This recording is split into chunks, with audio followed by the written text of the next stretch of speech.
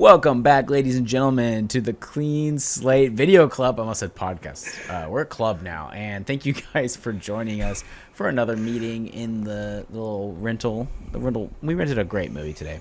Well, debatably great. We're going to talk about it. We have differing opinions, and that's why we meet, is to talk about movies, and sometimes it's not all kumbaya. But anyways, I'm Carson Phillips. That's Daniel Garza, and today for 31 Nights of Halloween, this is our halfway point, night 15. Is that the halfway point? 15? Yeah, we're at the halfway point. Yep. Lake Mungo. This is a pretty popular but underrated in some ways found footage film, mockumentary film, hard mockumentary actually, more than found footage. But read that log line.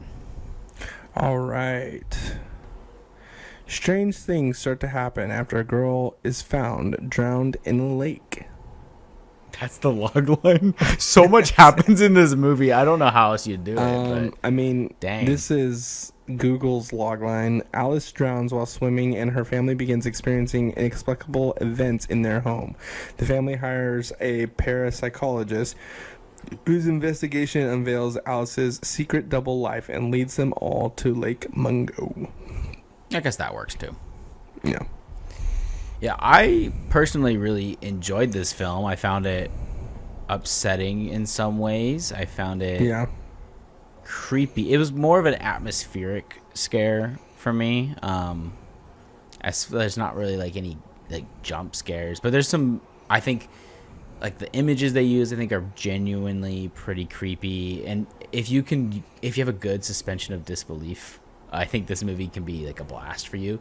So for me, it just kind of was fun to put myself in the shoes of like, oh, this is like some creepy documentary I found. I watched it late at night on my phone, which is, I think, the best way to watch these kind of like found footage. I watch this on my phone too. I feel like that's like the superior way. I mean, that's how we watched like growing up watching VHS. Like we were watching the first one on our phone. I remember being terrified. So. I really enjoyed this. I liked the messaging. It kind of reminded me of like a proto ghost story in some ways. Yeah. So I thought that was kind of interesting. I thought the final sequence where we're like, oh, she's always been haunting them, even though she's time travel or whatever. I like that. I think it's fun. I don't know. I know you didn't like this one as much. I'm curious to hear why.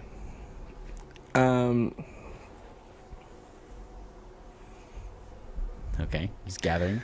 He's thinking. Yeah, so I wanted to talk about my likes first. Okay, but there's very little. No, there's very little. Okay, well. Okay, well, first of all, I will say this is an early 2008 movie, or a 2008 movie, so it's almost 20 early years 2008 old. movie. Early 2008's the prime. So to me, it got really high ratings, so I was excited. And then when I saw that it was, part found footage, part like mockumentary, whatever, I was like, okay, cool. Let's see how this was, because in my opinion, those early movies in this time period were really good, especially for found footage. There were some decent hits. So I will say that I think that this movie does do well in having the anticipation and the tension build up. I think it did really well. But to me, it fell in the trap, a lot of it, with like blurry images. That's valid. It has a lot of a lot of tell, not show, which is always a cardinal sin in my opinion. That's my big cardinal no-no sin in because film, right, because it's just mine's like music. Found footage movies. This one has music actually. Yeah, but and then because of that, it just became that is my thought while I was watching this was like, whenever it comes to people who watch like crime documentaries or all this different things, like people want to see what actually happened, and they don't want to hear the same like person, or not the same person, like a different person's perspective and what their thoughts were. And this movie fell into that trap pretty hard, where it was just like there was just so much more talking, right? And the parts that it did show, I was like, whoa, okay, cool. Like, I love the lightning effect that was happening inside the house. Yeah, the photographs were really cool. But then it just started doing way too much blurry stuff to even when I was watching it, like, I kind of kept bouncing off my phone and on my computer for this, or my TV for this. And I was just like, dude, like, it's just not getting better. Like, the blurry images are too much to where I'm like, what's going on? And then I will say, to the plot, it feels like it's leading up to a big to something thing, like crazy, yeah, and just not that much happens to where I was like, all right. So I think that's valid. Blurry images and whatnot make everything creepier, but they just did it too much to where you're like, they're on a budget.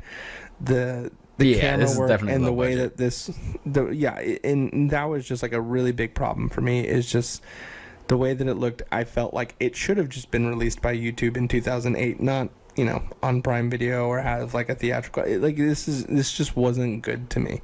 So for me, go ahead, finish your thought. Go ahead. I have a counter take. I would watch this movie again. Interesting. And see if I can find anything else different. But just off of a first initial watch, I was not as impressed, and I'm very curious to know why you love this a lot. Yeah, I get what you're saying. Like, a lot of times we have a difference, and this isn't. I don't think this is a pomp take for you. I've been like, well, it's because of this. I'm genuinely. This is such a highbrow art movie. I mean, I do like the themes a lot in this movie personally, but that's not what I love about it. It's actually that it's subtle and feels more real because we don't see everything. Okay. And because it's like, oh, here's just a creepy picture that we found. I think that, to me, it felt more real. So, for example, there's this plot where you find out something horrible about the neighbors, which is disturbing.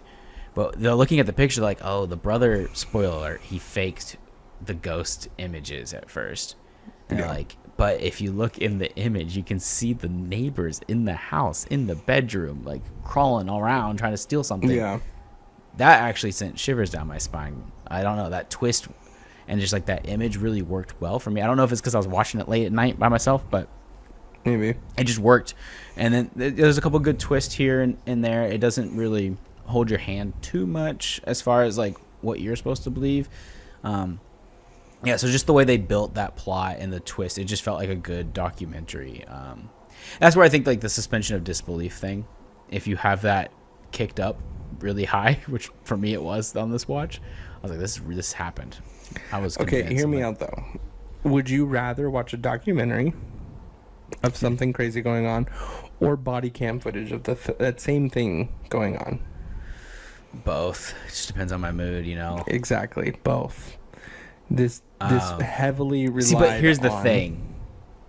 I do wish that final video was more clear, because we do see she sees her own ghost, which I think is very interesting in a story manner. But I wish we saw maybe just a little bit more of that, because it looked like it was shot on a Nokia phone, which it might have been, which is fine. 2008, it might have been. But they were building up to this, disturbing footage, and it feels more realistic that way in some sense. But I do wish I could have seen it more. But also at the time, I'm sure it would look cheesy, right? Like we've seen other found footage films where the final moments, you're like, this went off the rails. Okay, visually. but hear me out. Cloverfield also came out in 2008. And it found looks footage a little shoddy, though. Big old monster. Not at the time. At the time, it looked amazing. And I guess so. I mean, it felt like they added also like a really bad overlay of like the static for like a lot of their footage. That's every found footage movie does that, and I don't know why, because it doesn't work. Just shoot it on VHS. Like, I don't know, do something different. Yeah. But I don't know. I loved it. That's not to say that the plot isn't good. I was very intrigued by the plot and how they were building it. It's just like the path and the tactics that they ended up using. I was like, meh. It just didn't work for you. No, I really wanted to though. I'm really happy that you liked all of it. And I loved it. I really want to rewatch it. I know. Well, it makes me want to go back and watch it. Next time we hang out, we'll watch it late at night on my phone. Just like the we'll old be days. Like in bed together, watching. Okay. In our fort. laying down in our fort together that our parents didn't see. Naked? What? Is that what you just said? That's weird. All right.